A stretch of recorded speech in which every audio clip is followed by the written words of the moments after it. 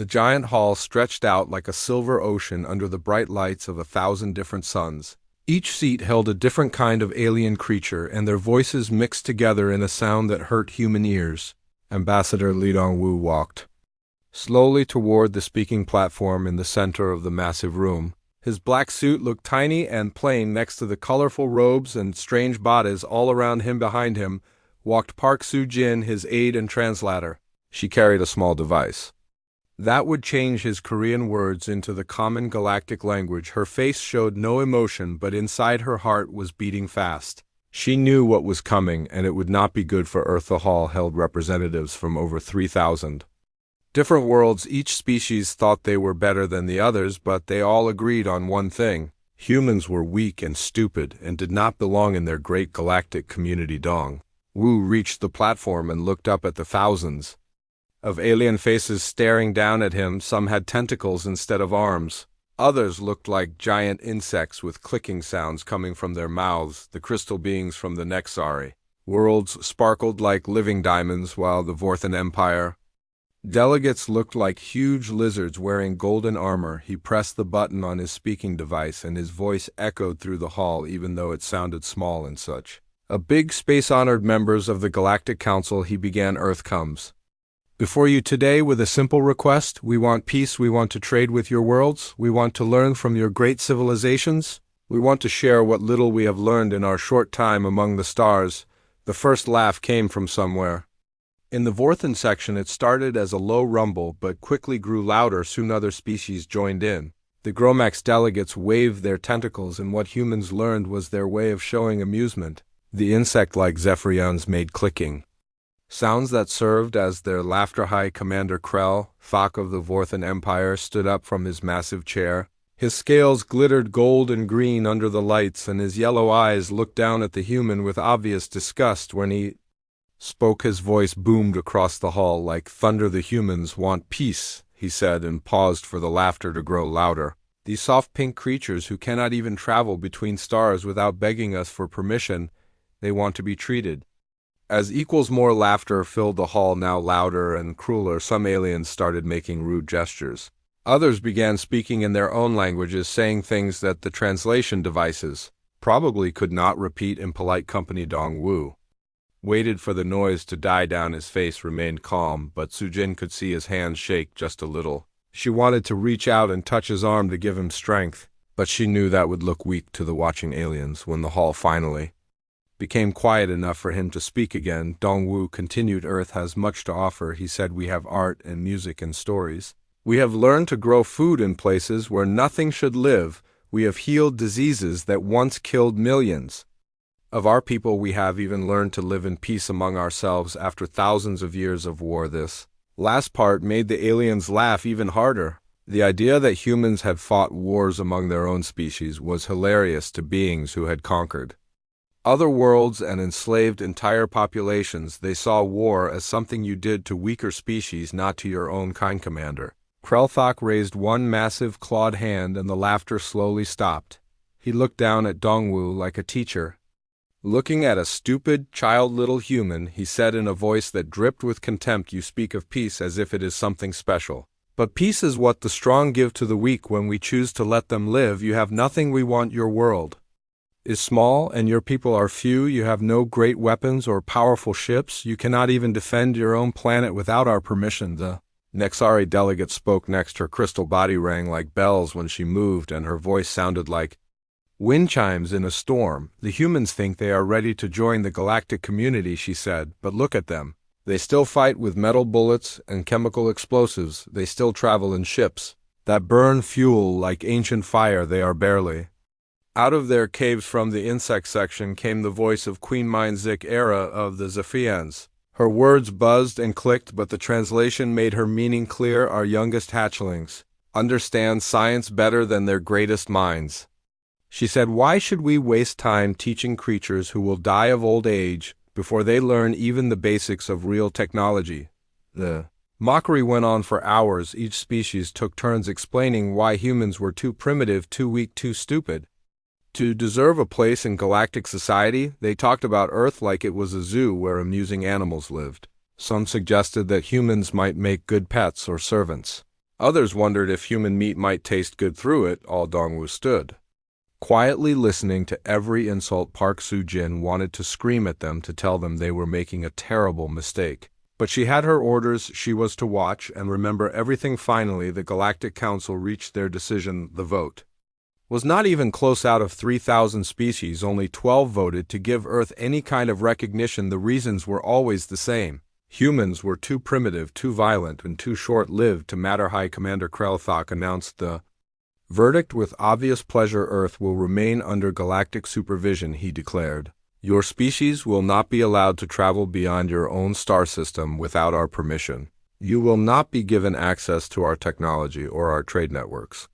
Perhaps in a few thousand years, when you have evolved beyond your current savage state, we might reconsider. The hall erupted in cheers and laughter. The aliens were pleased with themselves. They had put the annoying humans back in their place. Now they could return to more important matters like deciding which worlds to conquer next. Dong Wu bowed deeply to the council, as was required by galactic law. Thank you for your consideration, he said in the same calm voice he had used all day. Earth accepts your decision. We hope that someday we might prove worthy of your friendship. As he turned to leave, many aliens made rude comments about how the humans were finally learning their place. Some threw small objects at the departing Earth delegation. Others made threatening gestures with their various appendages, but none of them noticed the small smile that crossed Dongwu's face as he walked toward the exit. None of them saw the way Soo-jin's fingers moved in a pattern that looked like nervousness, but was actually a coded message being sent to a hidden receiver. The great species of the galaxy had just made their choice. They had been offered friendship, and they had chosen contempt. They had been offered peace, and they had chosen dominance. They had laughed at Earth diplomatic mission. They had no idea that they had just signed their own death warrants. In the gallery section, where observers sat, Kim Tae-ho watched everything with the eyes of a professional soldier. He wore the simple uniform of Earth military observer, but his real job was much more important. He was there to see how the aliens would respond to Earth peace offer. Now he had his answer. He activated a small device hidden in his sleeve and sent a single coded message back to Earth. The message was short, but it would change everything. Peace rejected. It said military option authorized. The aliens kept laughing and celebrating as the human delegation left the Great Hall. They thought they had won an easy victory over a weak species. They had no idea that Earth had been preparing for this exact moment for over 50 years. They had no idea that the humans had been hoping for a different answer, but planning for this one. They had no idea that they had just awakened something that would make them wish they had never heard of a small blue planet called Earth. The mockery was over. Now came the reckoning. 3 months had passed since the humiliation at the Galactic Council, and the alien races were having great fun making life hard for humans. The Vorthan ships would fly close to Earth colonies just to scare the people living there. The Gromax traders would refuse to sell basic supplies to human settlements, even when they had plenty to spare. The crystal beings from Nexari would broadcast insults about human intelligence on all the communication channels. On the mining asteroid of Ceres, a group of Zephyrian warriors had landed without permission. They walked around the human workers, making clicking sounds that meant they found humans amusing. The insects would push humans out of their way and take whatever food or equipment they wanted. The human security guards could do nothing because they had orders not to fight back, but while the aliens were having fun bullying humans, something very different was happening deep underground on Earth in the secret bunkers beneath Seoul. President Choi Min-ho was meeting with his top military leaders. The room was filled with tension that you could almost touch with your hands. We gave them a chance, said General Hanba Ora, her voice sharp with anger. We offered them friendship and trade and peace. They decided to treat us like animals instead. Now they will learn what Earth animals can do when they are cornered. The holographic display in the center of the room flickered to life, and what appeared made even these hardened military leaders take a deep breath. Thousands of ships filled the projection, each one larger and more deadly looking than anything the aliens had ever built. The ships were black as space itself, and their surfaces seemed to drink in light rather than reflect it. Admiral Song Ji-hoon stood up and pointed at the display. Project Silent Storm is complete, he announced ahead of schedule. Every ship is armed and ready. Every crew is trained and waiting for orders. We have been building this fleet for 50 years, and the Aliens never suspected a thing. The truth was incredible while the galaxy saw Earth as a primitive world with simple rockets and basic technology. Humans had been developing weapons and ships in complete secrecy underground factories on the moon, and Mars had been working day and night for decades. Hidden bases in the asteroid belt had been testing new weapons that could reshape the very fabric of space. Dr. Yang Hai, one Earth chief scientist, stepped forward to explain their greatest breakthrough. The aliens use energy weapons and particle shields, she said, but we discovered something they think is impossible. We learned how to control gravity itself. Our ships do not fly through space, they bend space around them like folding a piece of paper. The alien races had grown comfortable after millions of years of being the strongest powers in the galaxy. They used the same old weapons, the same predictable battle tactics, the same slow, heavy ships, but humans had spent their entire history fighting wars against each other. They had learned from every battle, from every defeat, from every victory. Captain Quan Se-Ri looked at the assembled fleet commanders, her eyes burning with determination. The aliens wanted to keep us locked up like pets in a cage, she said. Now they will learn what happens when you try to cage a wolf. The orders started going out immediately across the hidden. Human fleet captains who had been waiting in secret bases for years finally received their activation codes. Ships that had been disguised as mining equipment or research stations began dropping their fake outer shells to reveal the deadly weapons underneath. On Mars base, Commander Park Young-min received his targeting information. The Vorthan mining worlds would be hit first. Their arrogance had made them careless, and their defenses were not as strong as they thought. Human intelligence had been studying every alien military installation for decades. They knew exactly where to strike for maximum effect. Moon Base Alpha buzzed with activity as Admiral Kim Hai-jin prepared her assault fleet. The Nexari crystal worlds looked beautiful, but crystals were brittle. They would shatter noisily under the right kind of pressure, and humans had developed exactly the right kind of pressure in the deepest bunkers of Earth. The most secret weapons were being prepared. These were not just ships and guns, but something far more dangerous. Human creativity applied to the art of war the aliens had never fought against.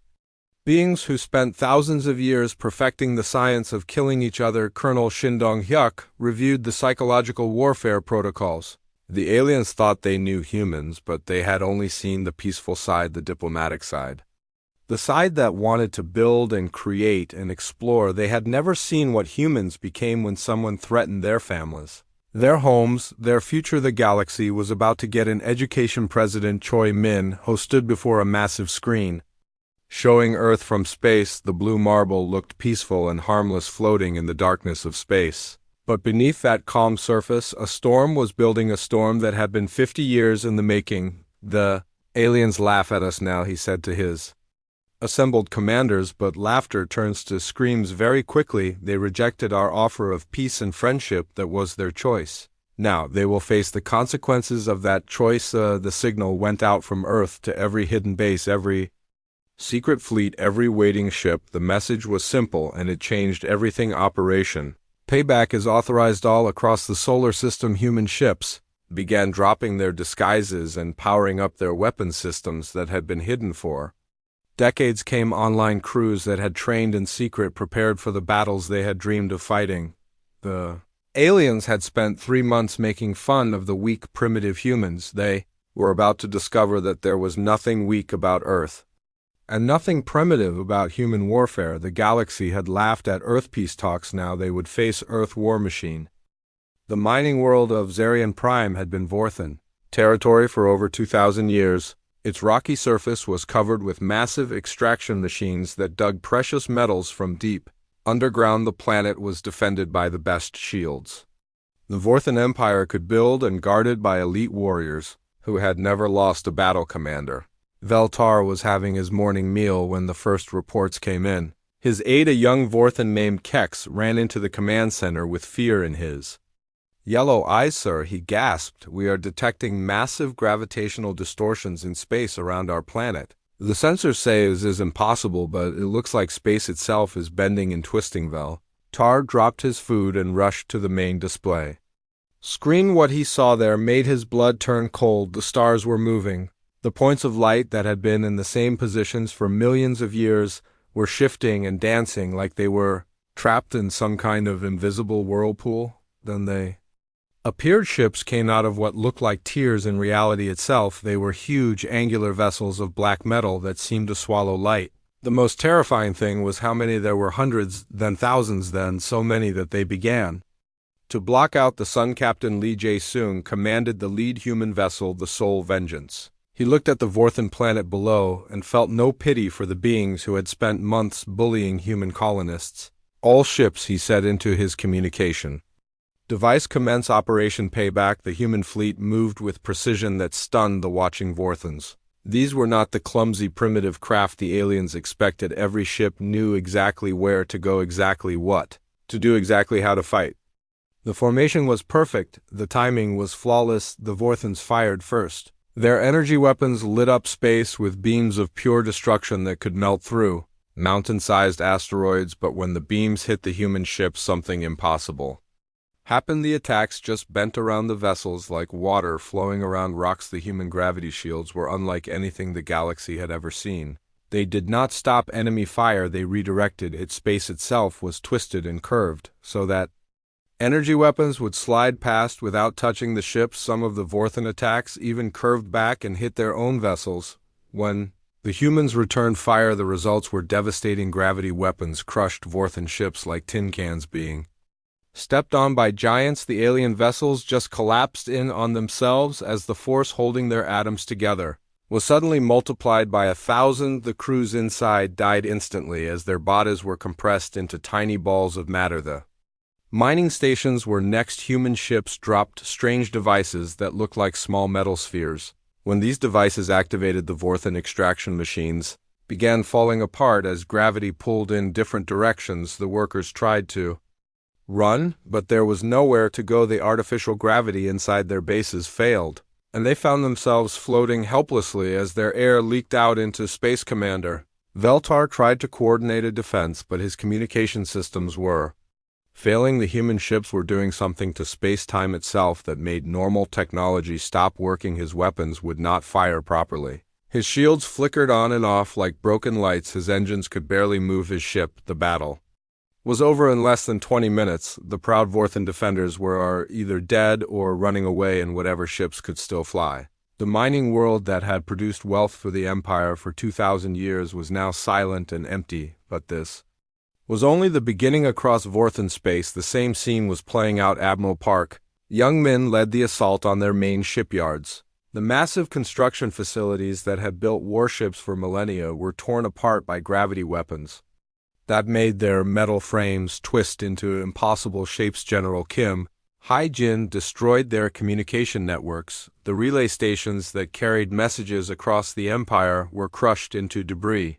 The proud Vorthans suddenly found themselves cut off from each other, unable to coordinate any kind of response. The Nexari crystal worlds were next. The beautiful beings who lived in cities made of living crystal had always thought they were safe. Their bodies could survive in the vacuum of space, and normal weapons could not hurt them. But humans had studied them for years and found their weakness. Captain Yoon Soo-jin watched through her ship viewscreen as the Nexari battle fleet approached. The crystal beings sparkled like living jewels as they moved, but they were about to discover that even the hardest crystal could be broken. The human gravity weapons created stress points inside the alien crystal bodies.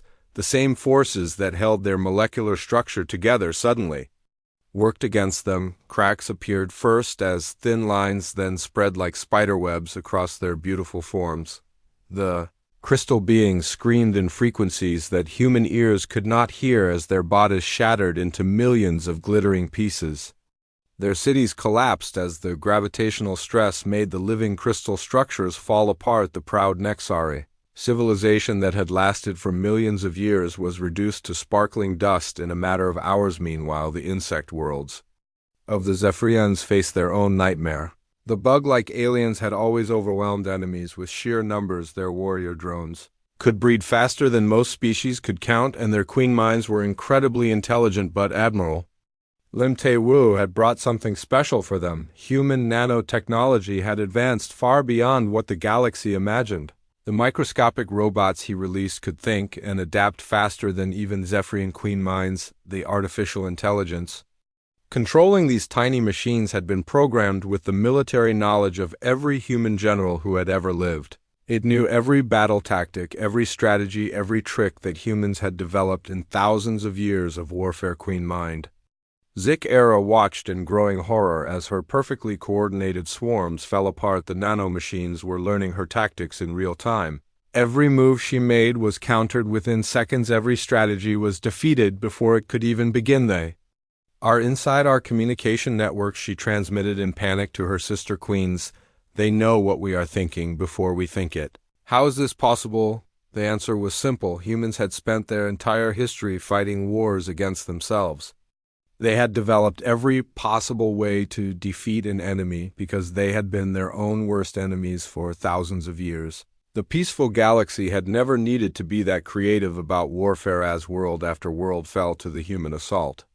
A terrible realization began to spread among the remaining alien powers. The creatures they had dismissed as primitive were actually the most dangerous predators the universe had ever produced, and those predators were very, very angry. High Commander Krelthok received the reports from his command ship with growing disbelief. Half of Vorthan space was already under human control. Their ships moved too fast, hit too hard, and could not be stopped by any weapon his people possessed. He sent out desperate messages to the other galactic powers begging for help. The humans must be stopped, he transmitted. They fight like demons from the darkest nightmares. They show no mercy and take no prisoners, but it was already too late. The human war machine was in motion, and it had been designed for one purpose: to make the galaxy wish it had never threatened. Earth, the storm had been unleashed, and nothing could stop it now. The galaxy was falling apart. The great civilizations that had ruled for millions of years were collapsing one by one under the relentless human advance. Every day brought news of another world, conquered another fleet, destroyed another species.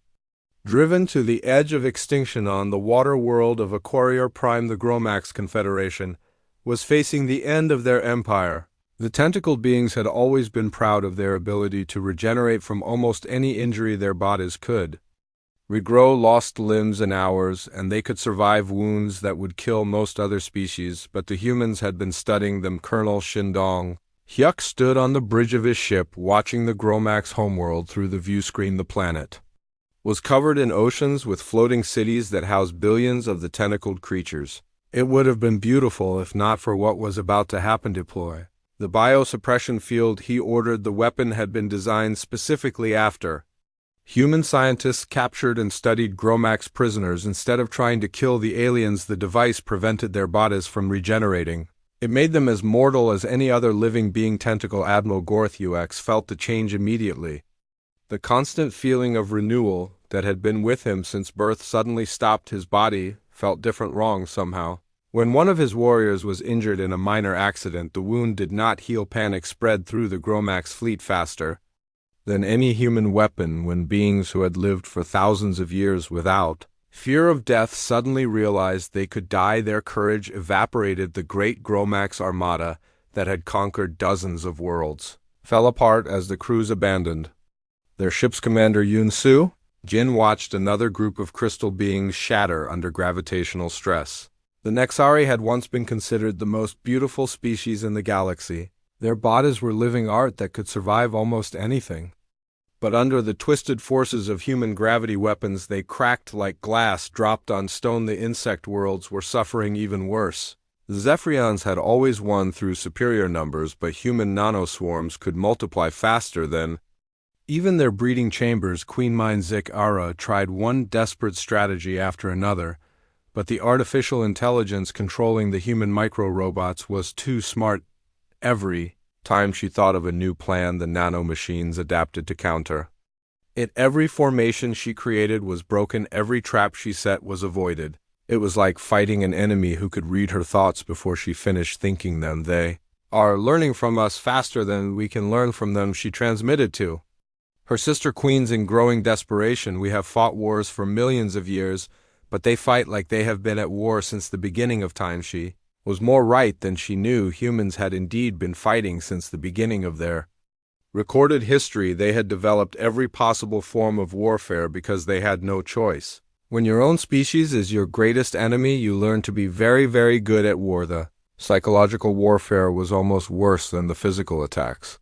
Human broadcasts reached every corner of the galaxy showing the same calm face that had been mocked at the peace talks. Ambassador Li Dongwu appeared on screens across known space. You laughed when Earth asked for peace, his voice said over images of human fleets darkening alien skies. You called us primitive, weak, unworthy of your respect. We offered you friendship and you chose contempt. Now you will learn the price of that choice. The images showed human ships in such numbers that they blocked out the light of stars. Entire solar systems were covered by the black vessels of Earth war machine. The psychological impact was devastating. Many alien species surrendered without fighting rather than face the terror of endless human fleets on Earth. The mood was not celebration but grim satisfaction. President Choi Min-ho met with his generals to plan the next phase. They had given the galaxy a chance for peace and been rejected. Now they would finish what the aliens had started. The core worlds are gathering their remaining fleets, reported General Hanbyo Ra. They plan to make a final stand around the Galactic Council Station. Every ship they have left is heading there. Admiral Song Ji-hoon smiled, but there was no warmth in it. Let them come, he said. It is time they experienced what we felt when they threatened us. It is time they learned what real fear feels like. Reports kept coming in from across the galaxy. Species that had ruled for eons were fleeing their homeworlds. The proud Vorthan Empire was reduced to scattered refugee fleets. The crystal cities of the Nexari were empty ruins. The insect hives of the Zephyrians had gone silent, but the humans were not finished yet. Captain Quan Se-ri led a task force to the Altarian core worlds, where the galaxy's most ancient civilization tried to make a stand. The Altarians had been spacefaring for over 50 million years and considered themselves the wisest beings in existence. They had built massive defensive platforms around their worlds, energy shields that could stop any known weapon, fortress stations with enough firepower to destroy planets. They were confident that their ancient wisdom and superior technology would stop the human advance. They were wrong. The human ships did not attack the defenses directly. Instead, they used their gravity weapons to create artificial black holes. The tiny points of infinite density began eating the Altarian defenses from the inside. Shields, designed to stop energy weapons, were useless against the fundamental forces of spacetime itself. The Altarian Grand Council watched their mighty defenses collapse in hours. What they had built over millions of years was destroyed in less time than it took their sons to set. The ancient wisdom they were so proud of meant nothing against human ingenuity applied to warfare. As the last Altarian stronghold fell, Grand Counselor Vex Antha sent a final message across the galaxy. The humans are not like us, she transmitted. They do not fight for territory or resources. They fight because we gave them no choice, and now they will not stop until we are all gone. The galaxy was learning too late that when you reject humanity friendship, you do not get to ignore them, you get their complete and total attention. And when humans focus on something, they do not give up until it is finished. The terror was spreading. The great powers that had laughed at Earth were now running in fear. The species that had called humans primitive were discovering what true primitiveness looked like when it was unleashed without mercy. And still the human fleets advanced, still the black ships moved across the galaxy, still the gravity weapons reached out to crush anyone who had ever mocked Earth. The aliens had wanted to see what humans were capable of. Now they knew. The emergency meeting on Sanctuary Prime was supposed to be neutral ground, where the galaxy remaining powers could gather without fear of attack. The planet had been chosen because it belonged to no single species and was considered sacred by many civilizations, but as representatives from dozens of worlds arrived, they all carried the same expression: raw terror. The great council chamber that had once hosted peaceful discussions about trade and exploration now echoed with desperate voices and the sound of panic. Most of the delegates were refugees from worlds that no longer existed. Their homeworlds had been conquered or destroyed by the relentless human advance. Speaker Vel Nera of the Aquatic Consortium was the first to speak. Her water-breathing apparatus bubbled nervously as she addressed the assembly. "We must surrender immediately," she said, her voice shaking with fear. "My people, water worlds are defenseless against weapons that can tear apart the very oceans we have already lost. 3 colonies. The humans can literally drain our seas into space." High Commander Krell Thok slammed his massive fist on the council table. Even though his once golden scales were now dull with stress and exhaustion, never he roared, but his voice lacked its old confidence. We are the masters of this galaxy. We cannot bow to these animals. His words sounded hollow to everyone present, including himself. The proud Vorthan Empire that had ruled over 1,000 worlds was now reduced to a handful of refugee ships. The humans had taken everything else. Queen Mind-Zik Era of the Zephyrians spoke next, her insect voice clicking with desperation. They have destroyed 70% of our hive worlds, she said. Our breeding chambers are gone. Our warrior production has stopped. They are not just defeating us, they are making sure we cannot recover. The reports kept coming. Each delegate had a story of impossible human victories. The crystal beings had lost their ability to regenerate. The tentacled species could no longer heal from wounds. The energy-based life forms found their very existence threatened by gravity weapons that affected the fundamental forces holding them together. But the worst part was not the military defeats, it was the psychological warfare. Ambassador Li Dongwu had been broadcasting messages across the galaxy for weeks. The same calm diplomatic voice that had asked for peace was now delivering promises of total war. His words were accompanied by footage of human fleets that stretched across entire star systems. You had your chance, he said in each broadcast. We came to you in friendship. We offered to share our knowledge and our culture. We asked only for the right to exist as equals, but you chose to treat us as animals. Now you will learn what it means when Earth animals decide to hunt. The images that followed showed the true scale of Earth war machine. Ships that numbered in the millions moving in perfect formation across the galaxy. Black vessels so numerous they blocked out the light of stars. The psychological impact was devastating. Entire species had surrendered without fighting rather than face fleets that could darken their skies. Some civilizations had simply abandoned their homeworlds and fled to the outer rim, hoping the humans would not follow. Others had tried to hide in deep space, but the human ships always found them. Grand Counselor Vex Antha of the ancient Altarian spoke in a voice that carried the weight of 50 million years of civilization. I have lived for over 10,000 of your standard years, she said. I have seen empires rise and fall. I have witnessed the birth and death of entire species. But I have never seen anything like this. She activated a holographic display showing the current state of the galaxy. Over half of all inhabited worlds were now marked in red, indicating human control. The black tide of Earth forces was advancing on every front, and nothing seemed able to stop it. They do not fight like any species we have encountered, she continued. Most conquerors want territory or resources or slaves. The humans want something much simpler. They want us.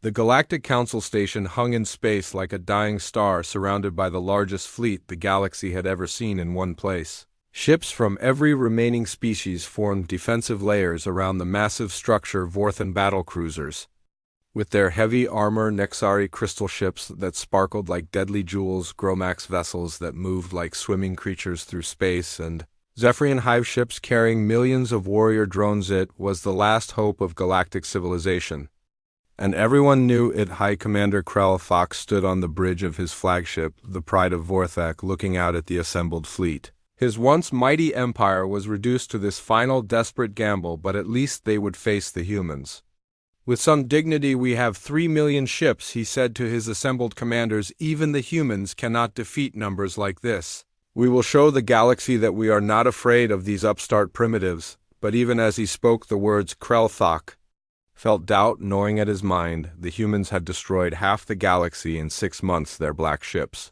moved like ghosts through space, and their weapons could crush matter itself. How do you fight an enemy that can bend the laws of physics? Queen Mind-Zik Era coordinated her remaining hive fleets from the command ship Eternal Swarm. Her insect warriors filled thousands of vessels, ready to die for their species, but she had learned to fear human tactical intelligence. The nanomachines that had defeated her earlier still haunted her dreams. Tentacle Admiral Gorth UX of the Gromax tried to organize the aquatic species' defenses, but his regeneration was still suppressed by human bioweapons. He felt mortal for the first time in his 1,000-year life, and the feeling terrified him. Then the sensors detected something impossible. Space itself began to ripple and bend like water disturbed by a throne stone.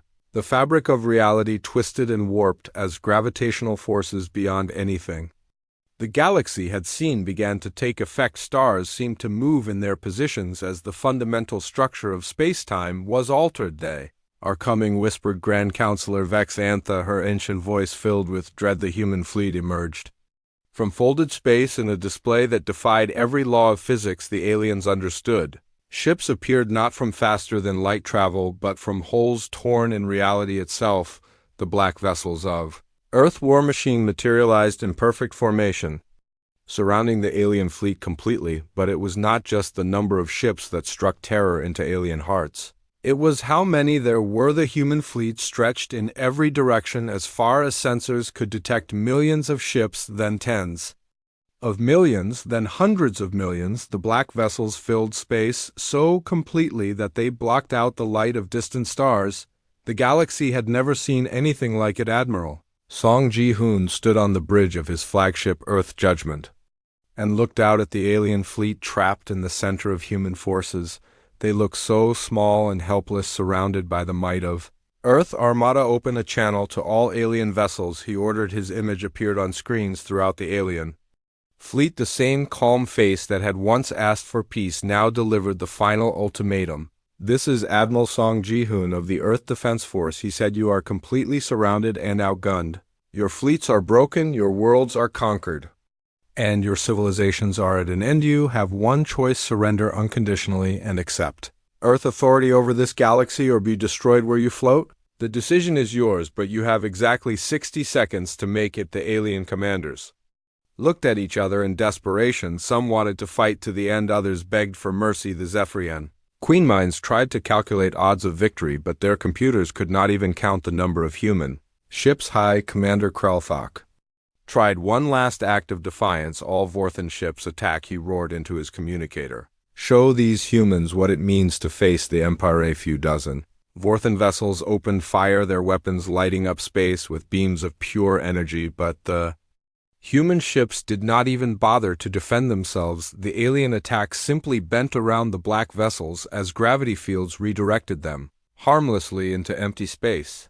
Then the humans responded. A single human ship fired one shot, not at the Vorthan fleet, but at empty space nearby. The gravitational weapon created a tiny artificial black hole that lasted only seconds. But in those seconds, it demonstrated power beyond alien comprehension. The black hole consumed light, matter, energy, everything within its reach before safely dissipating. The message was clear. The humans could have destroyed the entire alien fleet with that one shot, but they chose not to. They were showing mercy. The 60 seconds ended, and Admiral Song sent another message. "Your time is up," he said. "Any ship that does not power down its weapons in the next 10 seconds will be considered hostile and destroyed." One by one, the alien ships went dark. Their weapons powered down, their shields dropped, their engines went silent. The greatest fleet in galactic history surrendered without firing another shot. President Choi Min-ho's message reached every corner of known space broadcast from human ships that now controlled every important star system. His voice was calm and reasonable, which somehow made his words more terrifying. "Citizens of the galaxy," he began, "the old order is finished. The species that ruled you thought they were strong because they had never faced real strength. They thought they were wise because they had never met true intelligence. They thought they were advanced because they had never seen what advancement really looks like. Earth tried to join your galactic community in peace. We offered friendship, trade, cooperation, and mutual respect. Your leaders chose to mock us, to humiliate us, to treat us like animals. Now, you know the truth. We were never the primitive species you thought we were. We were the apex predators of our world. Long before we reached the stars, we have spent our entire history learning how to survive, how to adapt, and how to win. Every war we fought taught us something new. Every defeat made us stronger. Every victory showed us what was possible. Your civilizations grew soft in their dominance. You used the same weapons, the same tactics, the same thinking for millions of years. You forgot that evolution never stops, that the universe always creates something new, something dangerous, something better, that something was us. From this moment forward, humanity governs this galaxy. Those who accept our rule will find us fair and just. Those who resist will discover why we were the most feared creatures on our home planet. Long before we learned to travel between stars, the galaxy that had laughed at Earth peace talks, now trembled under human rule. The species that had called humans primitive now lived under the shadow of ships that blocked out their suns. The civilizations that had rejected Earth friendship now prayed for human mercy. Ambassador Li Dongwu, no longer a supplicant but a conqueror, appeared before the same alien delegates who had mocked him months before. The Galactic Council chamber was now guarded by human soldiers, and the rules had changed completely. You asked if humanity deserved a place at the galactic table, he said, his voice carrying across the silent chamber. We have our answer. There is no galactic table anymore. There is only Earth table, and you will take whatever place we choose to give youth great species of the galaxy. Learned too late that there are two kinds of peace. The peace you get when everyone agrees to be friends, and the peace you get when one side is too strong to fight. That second kind of peace lasts much longer. Humanity had offered the first kind and been rejected, so they imposed the second kind, and it would last forever. The galaxy had laughed at Earth peace talks. Now they lived under Earth rule. The age of alien dominance was over. The age of humanity had begun, and the stars themselves bore witness to a truth. The galaxy would never forget, never mock Earth mercy, because you might not survive Earth justice.